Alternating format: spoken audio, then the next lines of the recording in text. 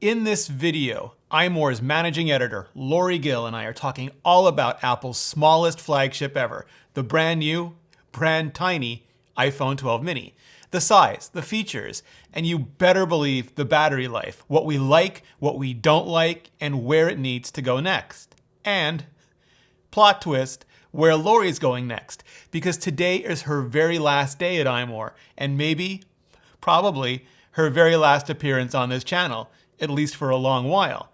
Sponsored by CuriosityStream with Nebula. I've got a ton more reviews, previews, and deep dives coming your way, so make sure you've hit that subscribe button and bell and you won't miss any of it. I believe that you have had lust in your heart for something exactly like this since pretty much right after the original SE came out. Yeah, probably 2016. What I love so much about the Mini is that it really, like, we'll get to the battery life in a hot minute, but it really does in every other way take everything about the iPhone 12 and just like distill it down into a smaller size. Oh, the blue is so nice. I know, isn't that gorgeous? Yeah, so that's been the argument that I've been making and begging Apple to do since the iPhone SE, which is stop giving us this sort of half version of a small phone. Give us the full featured phone in a smaller size. It's not about money. It's not because they want it to be less expensive. They will pay maybe even $1,000 for a full-on iPhone 12 mini Pro, if that's a thing. So we want all of the features that come along with a brand new phone, and it's very frustrating to not be able to get them all. So with the iPhone 12 mini, we got all of the exact same amazing features that the iPhone 12 got. And that has been such a joy for me to not feel like I'm compromising on my speed, to not compromise on the camera quality that I get. It's everything literally that I've ever wanted in a phone and in the size that I want. Feels like with the previous iPhone SEs, Apple was aiming for a price point, and part of the way that you reached that price point was by sticking to the smaller, older body designs. And there certainly is a market, like there's a market for economy cars, and those are generally smaller. But I think now Apple thinks the market is mature enough, or they're just stretched enough, they can handle it now, is that they're making a phone that's not for the economy market. It's for the people who would buy, like, I don't want to be too cliched about it, but like a Miata, or like, yeah. With a cabriolet, like, like the Porsche that the top comes down on. Like, it feels like a sporty little car of a phone. Yes, exactly. Or maybe something even like the Mini Cooper, like something Yes. that is today's small version of something super awesome. In fact, I kind of think of it as my little Mini Cooper phone. So were your expectations so high? So this is, I guess, my question, because you did a terrific review on this. Were your expectations so high that it was harder for Apple to please you, or did they basically just have you at Mini? No, they didn't just have me at Mini. They needed to prove to me that this phone was a top tier phone at the size that I wanted. Frankly, I expected to be disappointed in the size of the phone. Even though they show someone holding it in their hand and people have made drawings of what it's supposed to look like, I still fully expected to open it up and say, it's smaller. That's great.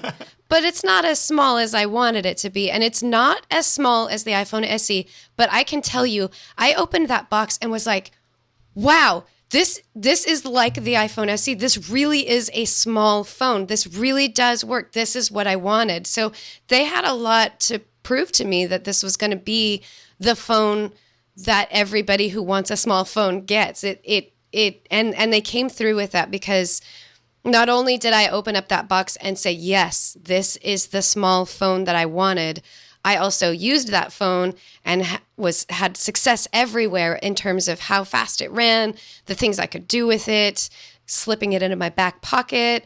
It's just been a fantastic experience, and I will never turn back. One of the things I like best about it is that it has a body that's not as small as the original SE, absolutely, but it's smaller than the current SE, but yet the display is almost the size of the previous Plus models. And since we went to the modern design with the iPhone X, having to go back to the older design for the smaller phone has always been like a bridge too far for me. I'm all in on the almost edge to edge gesture-based navigation, all of those things. And having all of that in a modern phone that's this small, I think is a big selling point for me. Yeah, and in terms of screen size, I know what you mean. I was using the iPhone 11 Pro before switching to the iPhone 12 mini, so that was a significant screen shrinkage for me, and I was worried that it would be hard for me to get used to, especially with my aging eyes. The only time I really feel that I'm noticing the difference in sizes when using the keyboard. The keyboard, it's kind of smashed into that size a little bit more. It's not as bad as the original iPhone SE, though. It's not that small. It's more like the iPhone 6 through iPhone 8 size in terms of like how much space is on there. It took a little bit of getting used to, but thank goodness for autocorrect, which I never thought I would say. Yeah, nobody ever says but that. But in this case, I was glad for autocorrect because I did do a little bit of key mashing until my fingers got used to it. But I very quickly got used to the fact that it was smaller than the iPhone 11 Pro size because everything fits so nicely on the screen. It is sort of shrunk down. So it's not that everything is crammed into a smaller space. It's more like everything is just a little bit smaller. So you just take a couple of days to adjust to it, and then it ends up being a very comfortable experience. And I can say, like, I've also had the joy of using the iPhone 12 Pro Max. That screen is absolutely fantastic. I can see why people love it, but that's for people who need their phone to be their computing device. And for people like me, and I believe people like me that like a smaller phone, it's a complement to the rest of our device catalog. So we don't need it to be big. We prefer the portability over that huge screen size. So my one worry, though, is the battery life, because Apple does wonderful things with power management and with the efficiency of their processors, and they have an OLED. They have all these things to get the most out of a battery as possible, but a physically smaller battery is still a physically smaller battery. And I spent all of last week on the 12 Pro Max, which I can get like a day and a half, almost 2 days out of. And I spent so far all of this week on the Mini, and it's been fine, but I also realized that it's 2020 and I'm not going anywhere. So not only am I always next to a charger, but I'm just not doing as much on my phone because I have my Mac or my iPad in front of me all the time. And if it was a normal year, you and I would be jetting, we would have been jetting to all those Apple event. Well, I would be jetting, you'd be training to all those Apple events, and we would be like on data all the time and working from our phones all the time and really stressing the battery, and it wouldn't last as long. But I don't know if that's a deal breaker. I think that's more of I love the small phone enough that I'm gonna just carry a power pack in my backpack if I need to. Let me describe for you what one of my days at an Apple event might be like in terms of what I would carry with me. I would carry a big old iPhone 11 Pro, heavy, really big, doesn't fit in my back pocket. And then I would also carry with me either the battery case or possibly both a battery case and a portable battery pack. I would always carry them with me because even though the iPhone 11 Pro has a fantastic battery life and I probably wouldn't run out of battery, guess what? I'd be worried that I might, so I'd bring it with me anyway. Now I've got this tiny little phone that I can slip into my back pocket and it's super lightweight. So I can carry a battery pack with me and not have the extra weight of having to also carry a big heavy phone that I can't even fit in my back pocket. So to me, it's still a win-win situation because anywhere I would go that I thought I might even risk possibly running out of battery, I'm bringing that battery pack anyway. Now I have a lighter phone to go with that packaging. Yeah, and it makes me really wish that Apple would make some next generation MagSafe battery that you could just slap on the back of this. So it would be like, to use your Mini Cooper analogy, it would be like the or the smart car, it would be like the Smart for 2, but you could slap it into the Smart for 6 if you needed to take the kids to soccer, but you didn't have to drag that extra car around unless you absolutely needed to. So you could have your tiny little phone, but then if you wanted to go camping for the weekend, you would just slap on that MagSafe pack and you'd be fine. Yeah, and that's kind of the joy of MagSafe. I think, honestly, MagSafe was the unsung hero or the MVP of this year's announcements we were so excited about all of these new iPhones that we didn't really consider just how impressive the technology behind MagSafe is and potentially will be for the rest of our future. So it has been a little bit divisive though, because you do have to use that not included in the box 20 watt to get the full 15 watts of charging power. And I know you did a ton of experiments on it. And some people love the wallet. Some people don't like the wallet. Some people love the sleeve. Some people don't love the sleeve. Some people like that you can use the MagSafe disc while you're while your phone is charging. You can actually use it and hold it, and you don't have to leave it on the table. Other people hate that you can't just take it off the table and it detaches the way a regular inductive charging disc would, but now it comes with it. You got to use two hands to get it off. I don't think you need two hands to pull it off. You just kind of slip your thumb under there and give it a little disconnect. It's not that hard. I am going to be salty about them taking the charger out of the box for as long as people have been salty about them taking the 3.5 millimeter headphone jack away. And I'm super salty that they don't include it with the MagSafe or the MagSafe Duo, because the entire purpose of that thing is to charge it, and you can't do that with what's in the box. So I always think that's not the user experience that I expect from Apple.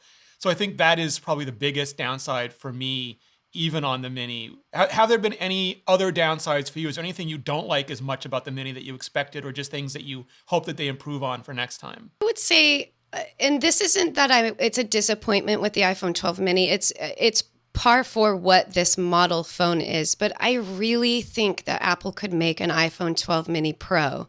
I think it's possible. They've proven that they can do this with the iPhone 12. It's missing a telephoto lens, and the battery is definitely not as amazing as the Pro models are. And that one might not. They might have trouble with that one because it's just a smaller phone. It's going to be a smaller battery, but I think that there could be some improvements to the camera lens. I think that we could see something like a telephoto lens in this, and it would not be a problem, or the LiDAR sensor. I know there's a lot crammed into that tiny little body, but technology is improving so fast and things are getting smaller so much faster. I can definitely see within the next few years, if the Mini is popular enough, that Apple will actually provide us with a Mini Pro version. All right, so you've been using this for a week, 2 weeks by now. What is your current review for the iPhone Mini, if you had to sum it up for everybody? I would say that if you have always wanted the smaller sized iPhone, you're not going to regret this purchase. This is absolutely the best iPhone. Even if you went from something like the iPhone 11 Pro to an iPhone 12 Mini, you will not regret this decision. It's absolutely fantastic. This is for us. This is for people who always loved that 4-inch form factor. It is our beautiful baby pride and joy.